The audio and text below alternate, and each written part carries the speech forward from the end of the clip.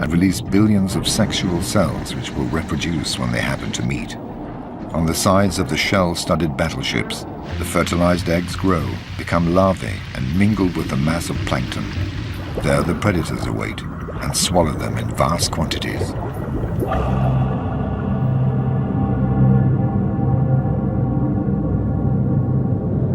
The largest of these has managed to move its 10-ton bulk here for this annual rendezvous, which promises to provide it with an orgy of plankton. This 18-meter giant, the whale shark, has come with its escort. Jacks take advantage of the hydrodynamic effect it creates to travel more quickly and without effort. They adhere to its lips in the hope of gleaning a few scraps of food.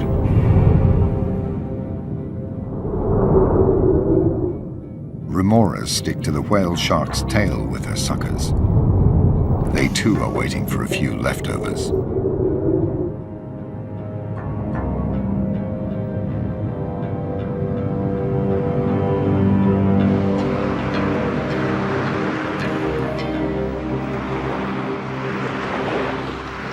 The whale shark is joined by other giants. Their perception of the electromagnetic field and their age-old instinct has enabled them to make this annual journey at the same time every year. They suck up the plankton at the surface rather like skimming the cream off milk. They greedily swallow 2,000 tons of water and plankton per hour. The water is ejected through their gills, which are fitted with filters to trap the food. Despite their 300 rows of minute teeth, they never masticate.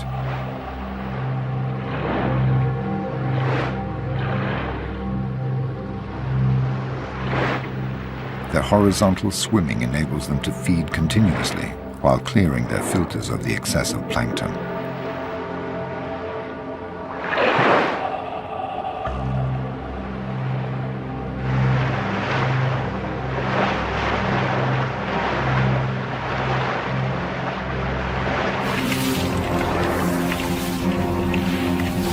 But the whale shark does not feed only on eggs and larvae.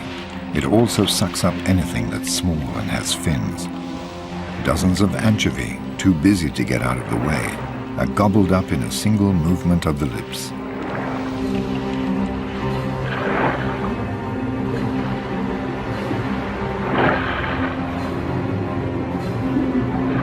When the school of anchovy takes flight, the shark heaves itself back round towards it. The anchovy then seek to protect themselves by twirling around its body.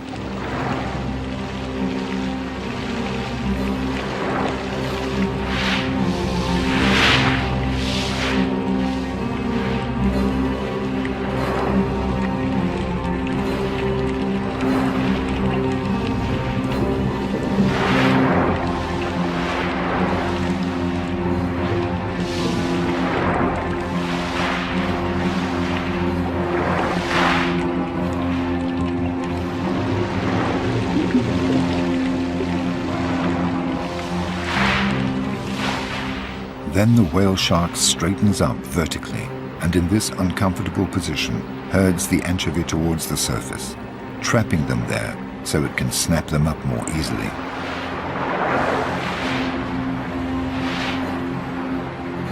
You are never alone in the ocean. Inquisitive sea lions come to see this great beast which is feeding on anchovy in their own hunting ground. It has left them without anchovy and is calmly gliding away. The sea lions have noticed more interesting prey, a school of steel pompanos, also attracted by the plankton. Faced with the predator, the steel pompanos regroup into battalions and close their squad's ranks. Like an army of immortals, lost in the mass, they seem invulnerable. The sea lion has a problem, focusing on a single pompano. In response to their zigzagging maneuvers, it counters by dividing up their battalion. Finally, it notices the fish that is having trouble keeping up with the rest. It isolates it and will not let go.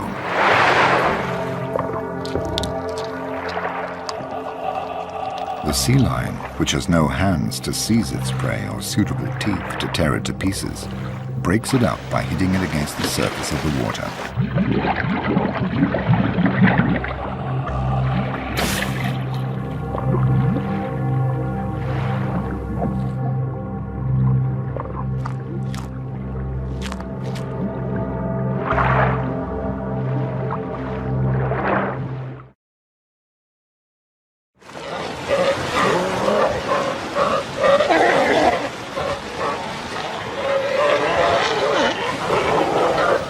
lion is a mammal and likes to play for the sake of playing, often to the detriment of its prey. The turtle is a difficult prey since it has so many scales and a razor-sharp beak, so the sea lions tease it half-heartedly for a bit of fun.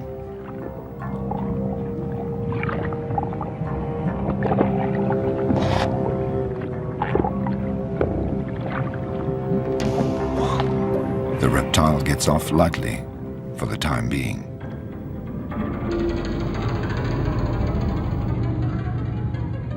But fish also abuse the slippery surface of its shell to remove their parasites.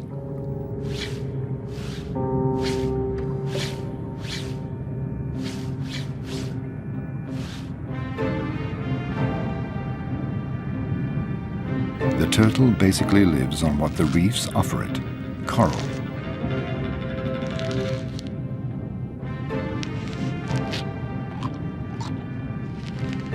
While it cleans the coral, the fish clean its shell.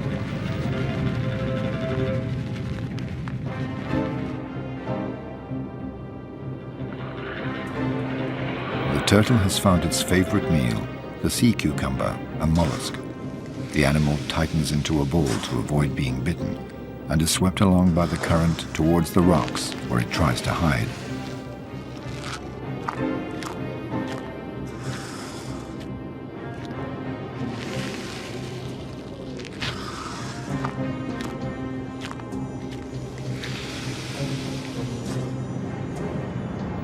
The turtle can migrate thousands of kilometers to feed or to find a mate. Coupling occurs on the surface. It's a procedure that takes time, and the turtles need to breathe.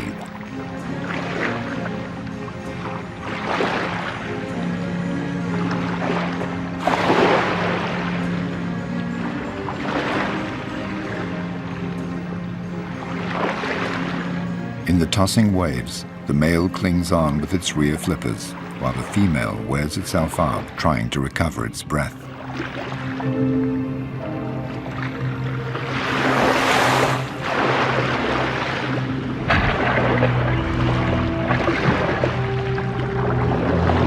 The female will cross an entire ocean to lay her eggs.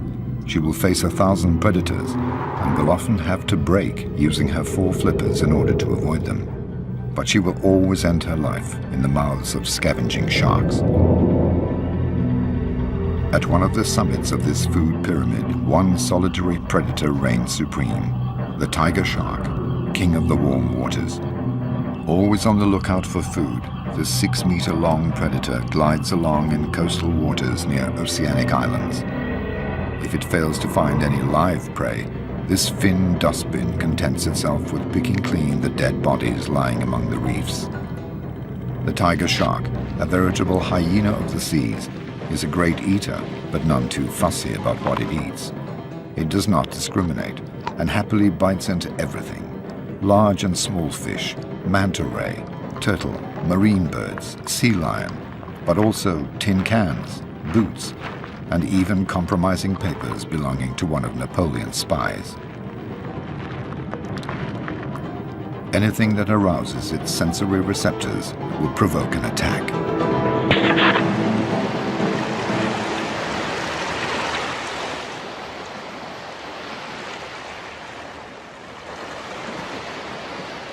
The November full moon shines over the Galapagos Islands. Darwin's Island is the gateway to the infinite expanse of the Pacific. 10,000 kilometers of blue, of marine currents, storms, and deadly traps.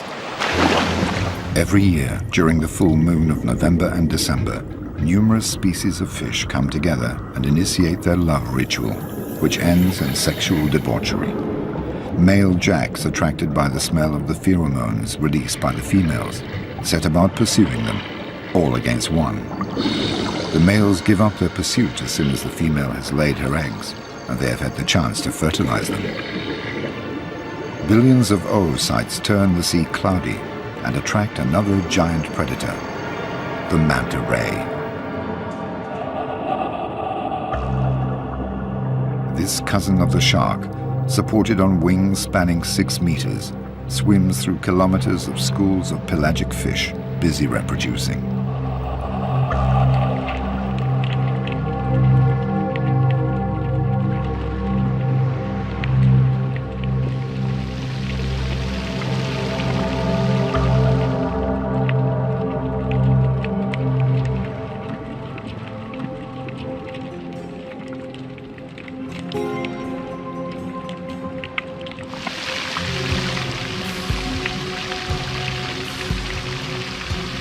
With its large mouth open, the manta guzzles down the eggs, rushing the groups of fish which close ranks. Side by side, the rays comb the sea, swallowing thousands of lives.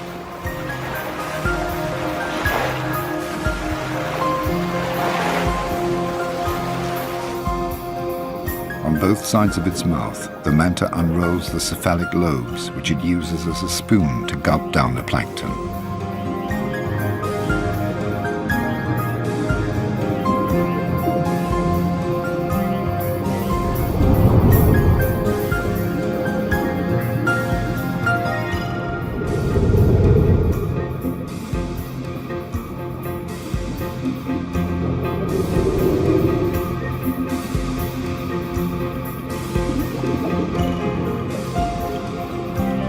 Attached by their suckers to the manta's back and belly, the remoras feed on food scraps and parasites.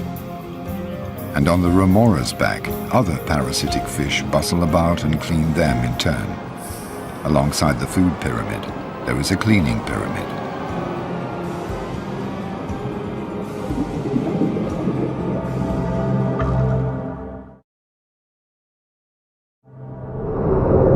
In the undersea world, no creature has hands to clean or scratch itself. So prey and predator spend a lot of time rendering such services to each other. Its meal over, the manta ray has just come to rest over a reef, always the same one, and offers its gaping mouth to the scavenging wrasse, which thoroughly rid it of its parasites.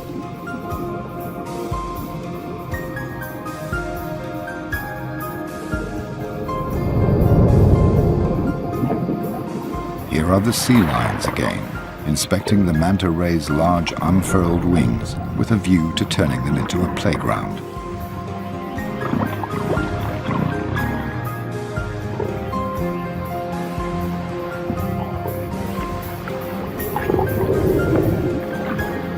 This ballet between mammal and shark has a different meaning for each. Only the sea lion is sufficiently developed to have a sense of play. It's having fun, while the manta is putting up with its antics. The sea lion discovers a new game, surfing.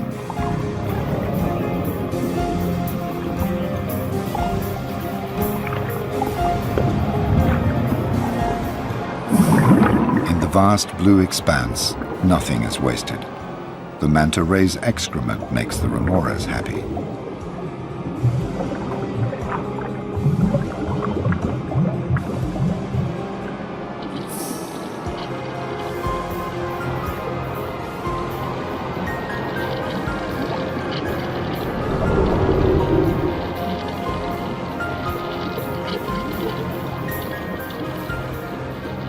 In the sea, everything is recyclable and recycled. The manta ray's scraps are patiently absorbed by the mollusk.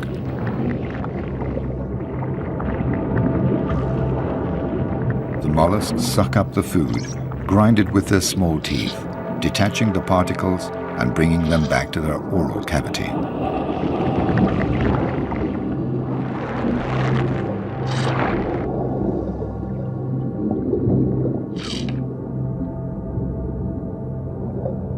All living organisms shut away among the coral, capture, catch, trap and feed on minute particles.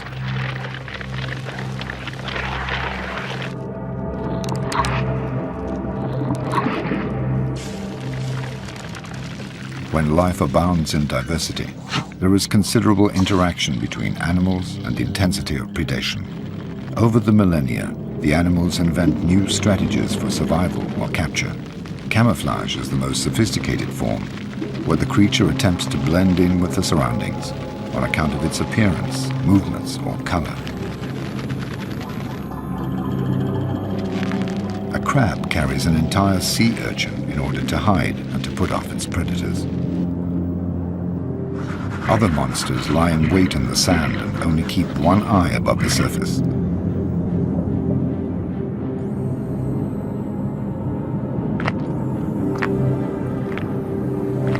The king of camouflage is undoubtedly the octopus.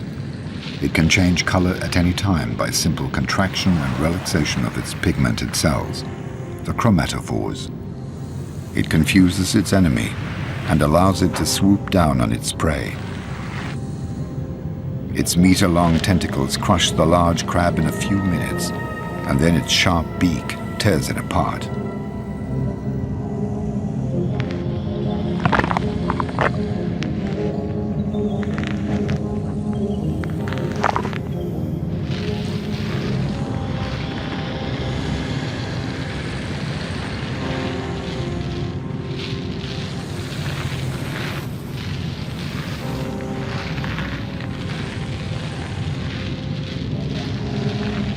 The octopus also has enemies, and they know when to surprise it. Today, this female octopus is building her nest to lay her eggs. As she has no bones, she can adopt any form and can slither into the smallest of holes. There she protects herself from predators by blocking up the hole with stones.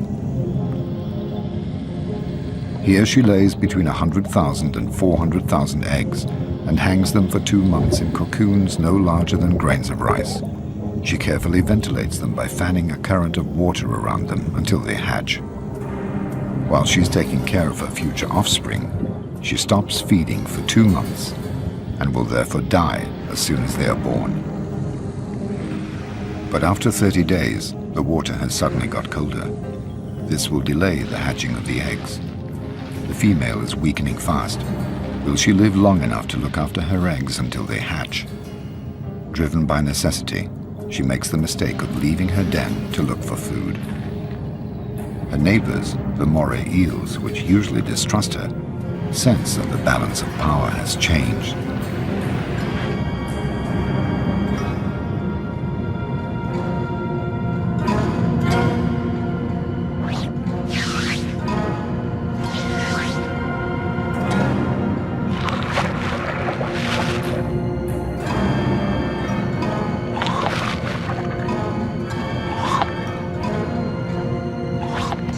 The octopus's ink does not succeed in dissuading its predators.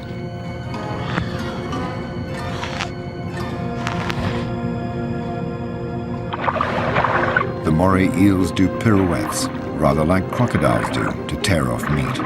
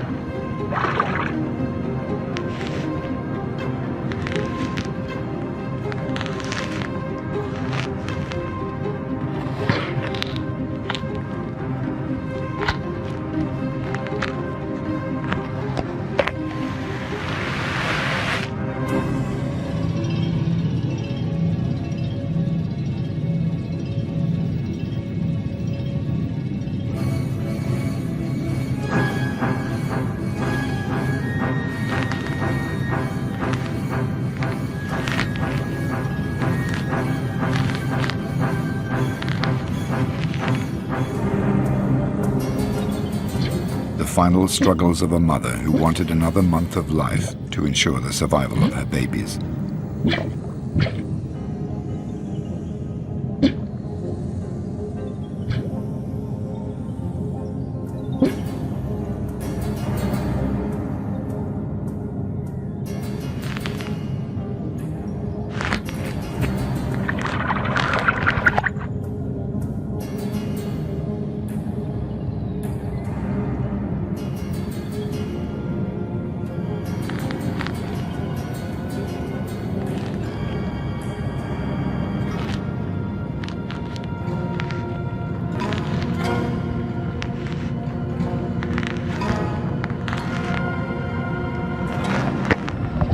The female dies in one last cloud of ink.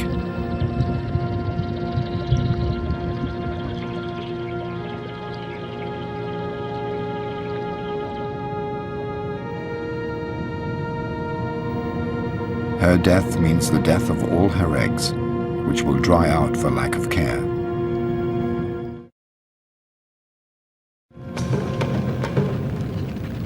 It's the time of the truth, a time when the prey cleans the teeth of the predator, who badly needs it.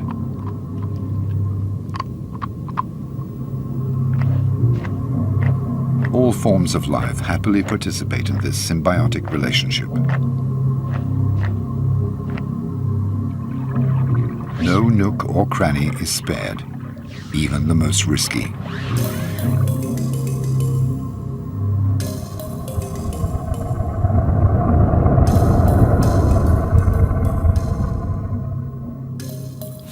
Some fish are more cautious and don't entrust their flanks to others.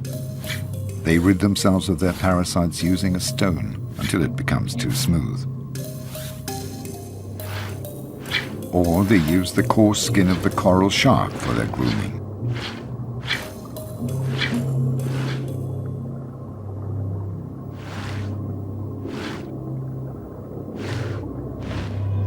The coral shark has a problem. It is not quick and agile enough to catch a healthy fish. It therefore depends on the preparatory work of other fish. These hound an octopus and wound it. The meal is ready, and the coral shark only has to help itself. A relationship of service is also established between the coral shark and the jack. The jack sets about hunting. It attacks and wounds an ailing Creole fish. The Creole fish shelters in a cavity. The whole population of the reef comes rushing in for the kill. But the sharks drive all the other creatures away and fight over the prey. It's every shark for itself. It's a matter of seeing who will be most adept at working its way into the rock crevice.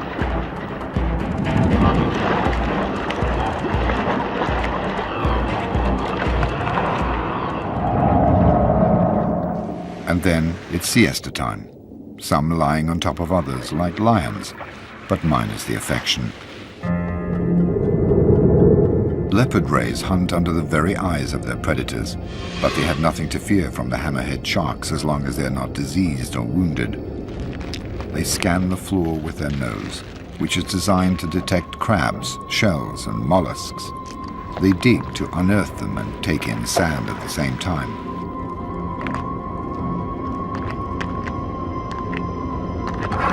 Despite their powerful jaws, they sometimes have difficulty grinding shells that are too thick.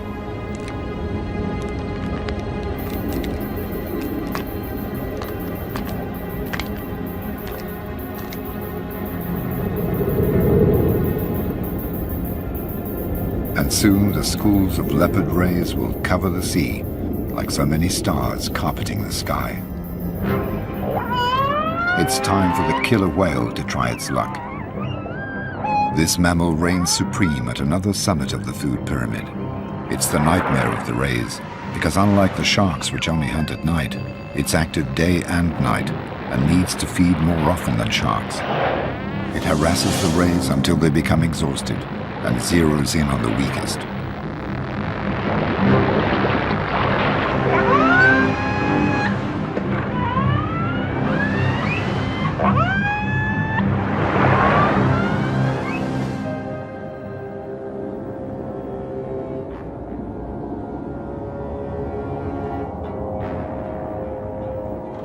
In the deep, night quickly takes hold.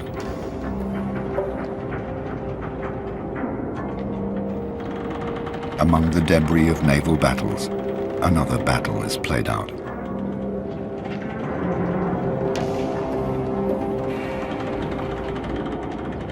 Oocytes, plankton and worms in all shapes and forms bustle about, grow and transform. Schools of young sardines begin to come together, gradually forming enormous shoals. An army of cuttlefish moves into line and maneuvers to surprise them.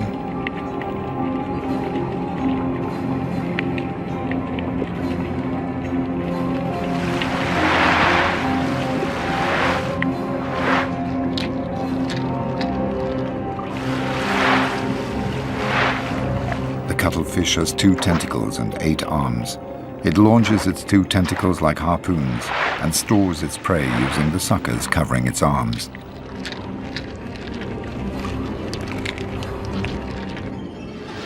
Sharks are also present. At night, the sea belongs to them. They're on the prowl to satisfy their appetite. All their prey know it, and they all lie low.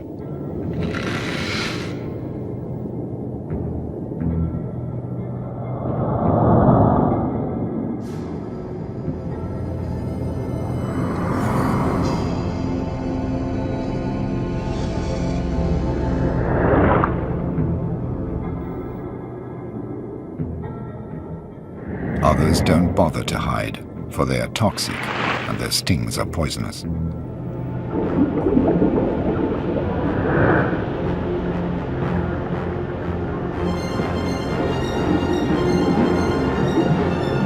The sharks spread fear, track down hiding places, and hound those fish that panic.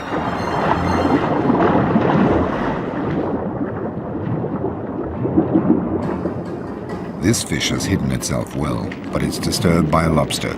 Its movements attract the attention of the pack.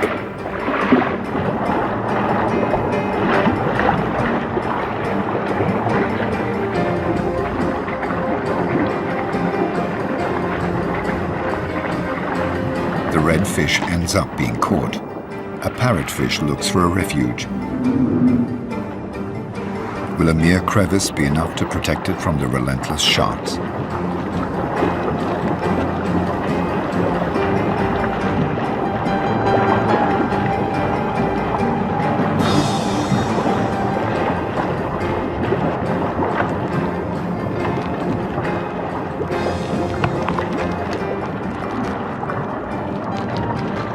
Parrotfish captured by the most skillful causes a frenzy. The sharks lose all their inhibitions and turn on each other.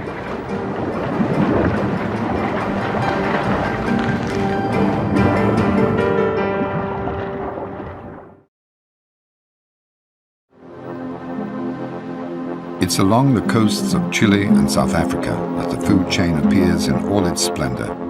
Cold currents trapped between the coasts and the continental shelf travel northwards where they mix with the warm waters.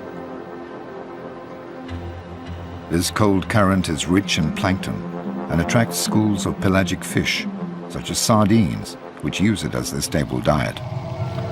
Enormous shoals of sardines are formed, covering several hundred kilometers, and are driven by the cold current surging up the coasts toward the warm waters where they will breed.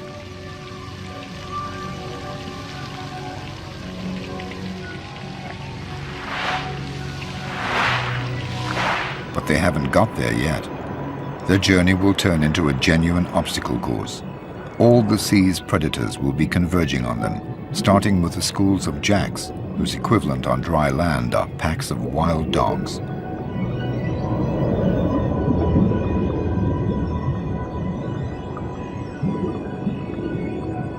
Jacks are very ambitious when they're hungry. Their upper jaw contains an extra row of formidable canine teeth. They depend on their visual acuity, and so can only hunt during the day. The jacks start by forming a wall on one side, then a second wall on the other side. They channel the long ribbon of sardines, pushing the shoal to make it more compact. Then they divide it into sections.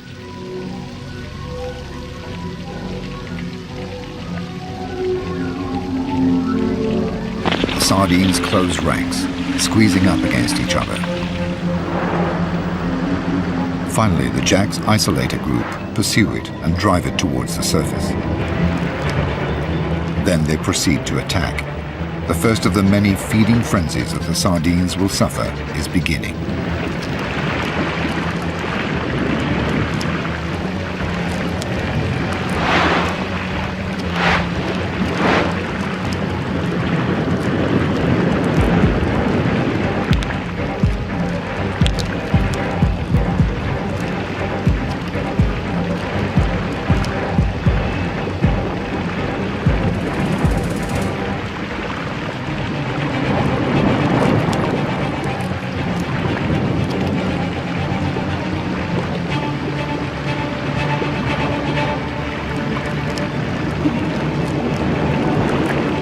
The sea is suddenly awash with millions of scales and pieces of flesh. These attract manta rays, which devour the particles.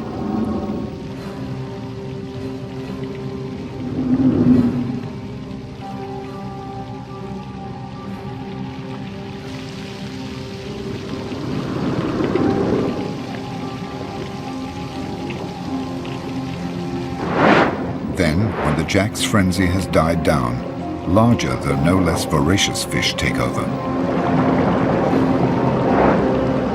The wounded or dead sardines fall through the water at a breathtaking speed, but will not have time to reach the ocean bed.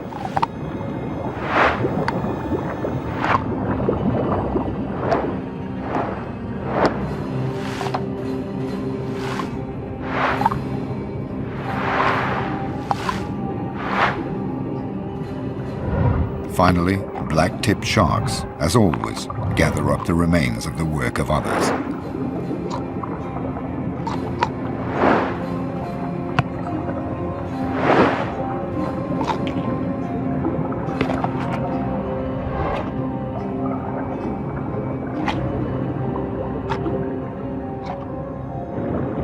When the sardines have all been devoured, the jacks regroup. They feel heavier, they digest, and it's their turn to be vulnerable as they close ranks again. They have sensed the threat of their predator, the bottlenose dolphin.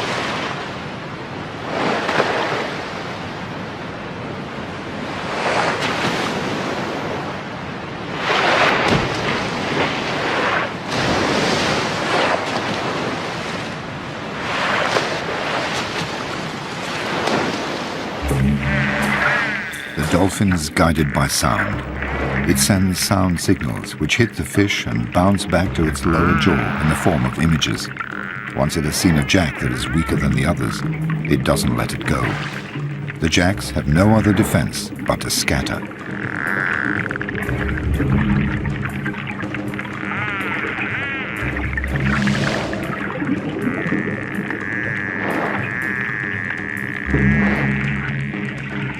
The dolphin can simultaneously snatch and swallow several fish per minute in a single movement.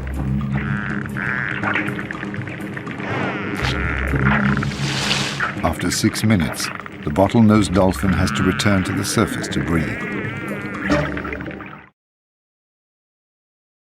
The enormous school of sardines continues its progress northwards. All the sardines are the same size and the same age. The ones at the front are better fed and can get oxygen more effectively, but they tire quickly and they're in the front line, and so more likely to be eaten by predators. And these predators, common dolphins, have come from far away, attracted by the high-frequency sounds emitted by the school of sardines. Dolphins have a very keen sense of hearing when they're hungry. Some 10,000 of them cross the dark and cold waters to pounce on 1 billion sardines.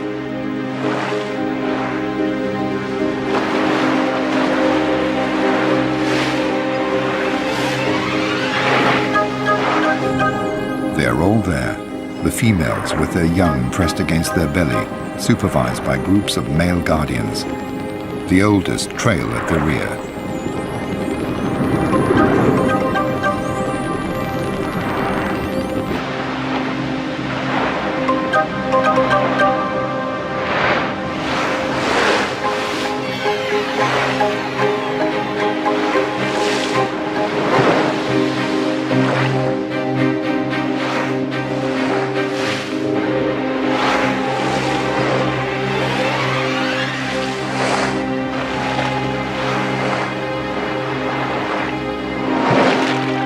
They all have a voracious appetite. They communicate their enthusiasm and fine-tune their hunting strategy. The well-organized dolphins dive under the shoal of sardines and push it up towards the surface. All they have to do now is open their mouths and help themselves.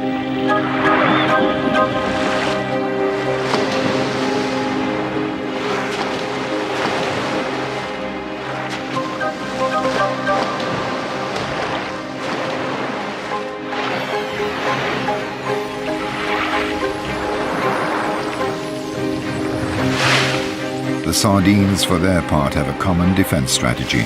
Pirouette in complicated figures to disconcert the attackers and ensure that they always have another sardine at their side. Sharks have a keen sense of smell when they're hungry.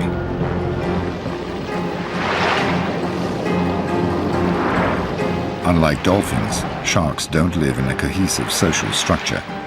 It's every shark for itself.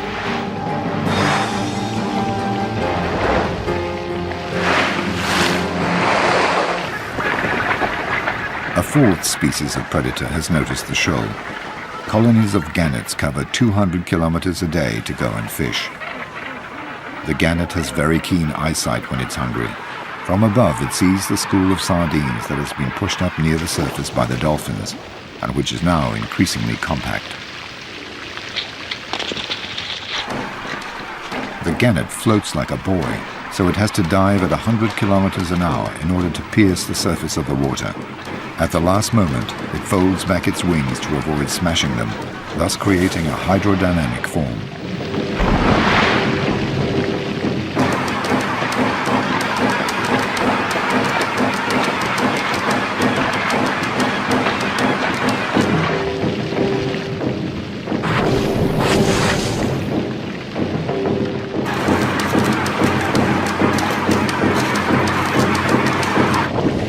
Gannets dive in successive waves, up to 30 meters deep. Sometimes the shoal manages to place itself beyond the reach of the birds' beaks, and the gannets tire.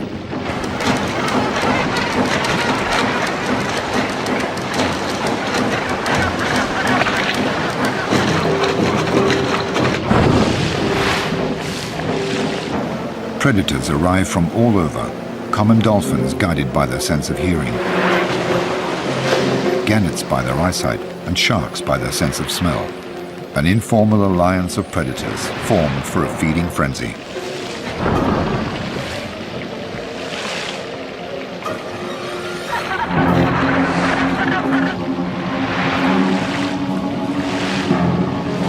And soon the greatest predator will make its presence felt, the bride whale.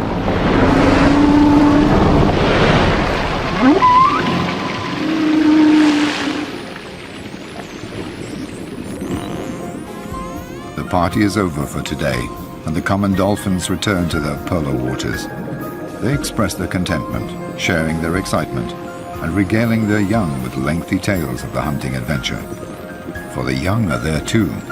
They have not taken part in the hunt, but they have observed it, hidden beneath the belly of the adult females. The females took it in turns to dissuade the sharks from coming near until they had all eaten their fill.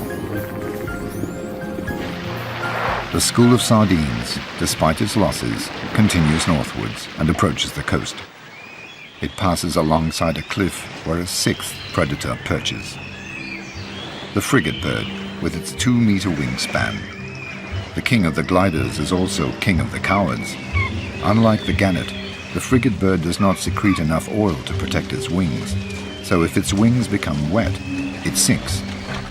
It has therefore adapted its hunting method to its handicap. It is one of nature's bag snatchers.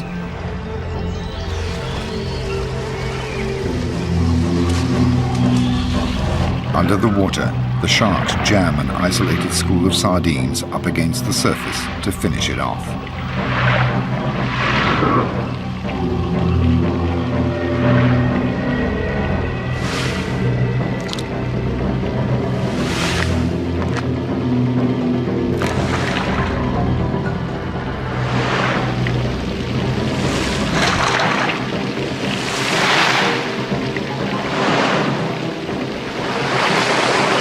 The frigate birds have to sneak between the shark's teeth and the spattering of blood without getting too wet in order to capture their prey.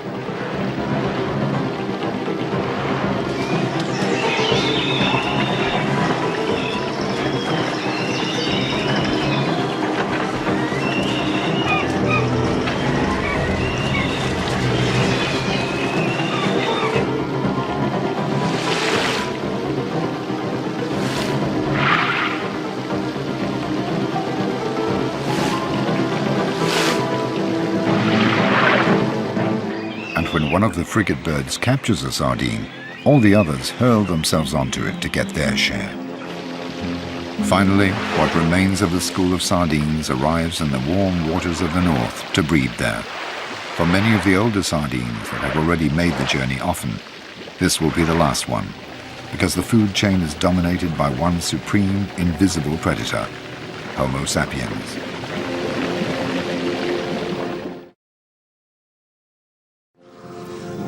The overly warm waters, the stress created by the predators, and asphyxia due to the sardines' compact formation have caused collateral damage.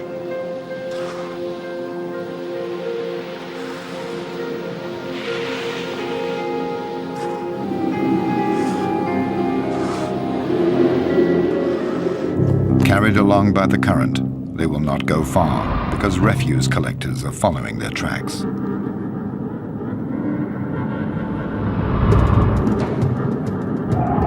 The cleaners of the seas work furiously at emptying every reef and every crevice. They are so excited and overworked that they become clumsy.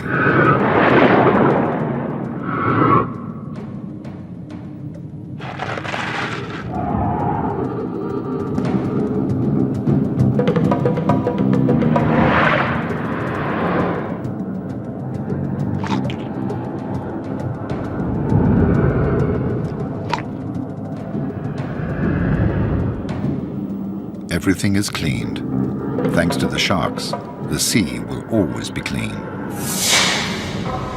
This one-month frenzy comes to an end when the ferocious predator turns into a docile patient, imploring a wrasse to clean its teeth.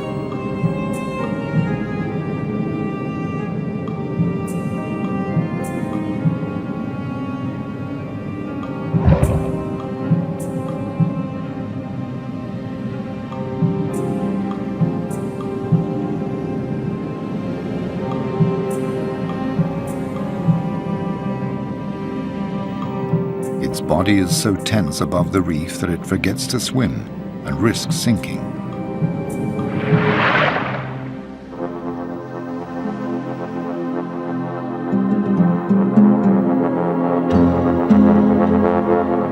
The southernmost tip of Africa, at the Cape of Good Hope, where the warm waters of the Indian Ocean meet the cold waters of the Atlantic, is where we find the largest of the predators, the great white shark. It lords it over a large area containing a dozen colonies of sea lions, its favorite prey.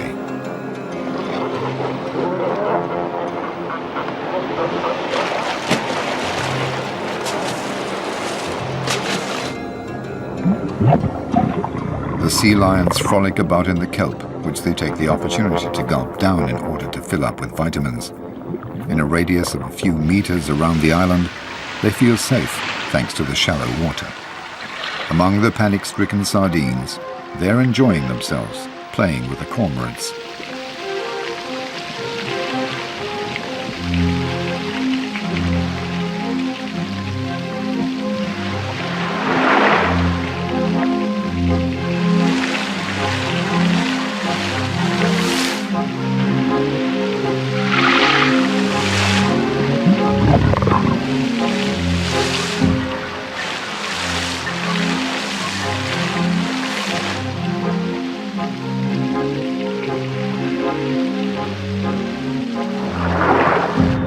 A few meters away, the great white sharks are patrolling, waiting for a sea lion to get carried away with the game and make a mistake.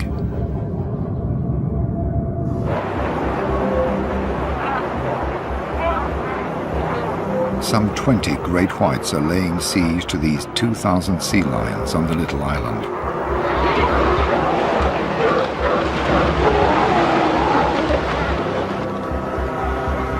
The island is a fortress surrounded by a circle of death.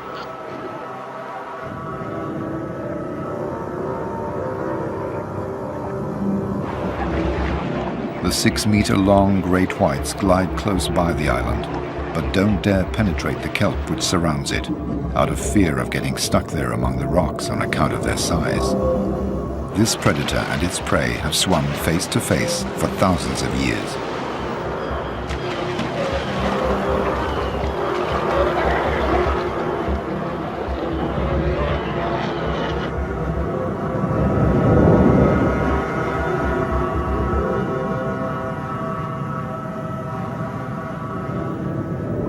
But in order to go and look for food in the sea lions have to take the risk of crossing the circle of death.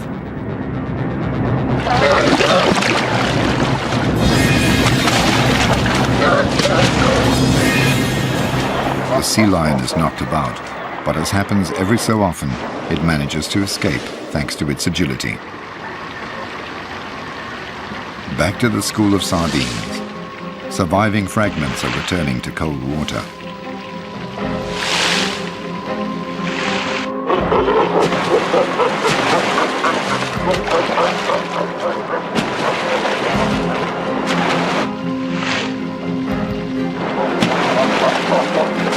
Bronze sharks, natural predators of the sea lions, join them but don't pay them any attention. But the sea lions make sure they keep behind the sharks, even nibbling at their tails by way of teasing. Now they have to cross the circle of death again to get back to their island. It's evening, the time when birds migrate and the great white shark is at its most active.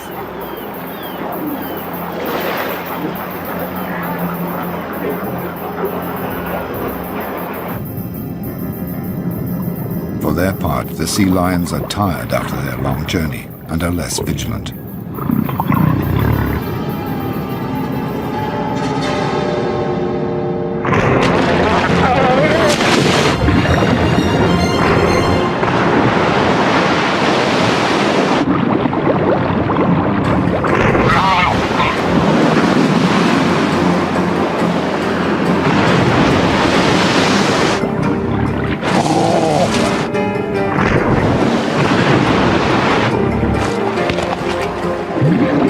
In a few minutes, the sea has turned blood red, and the great white sharks, the summit of the food pyramid, have killed the weakest, the most absent-minded, and the most hesitant.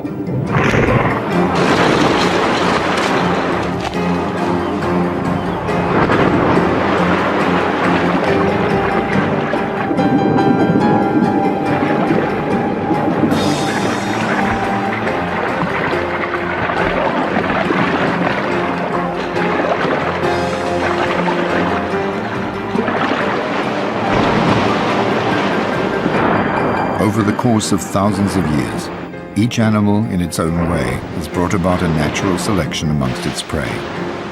It has enabled its species to reproduce only its best elements in order to survive, evolve, adapt, and become stronger. In the sea, as on land, failure to adapt leads to extinction.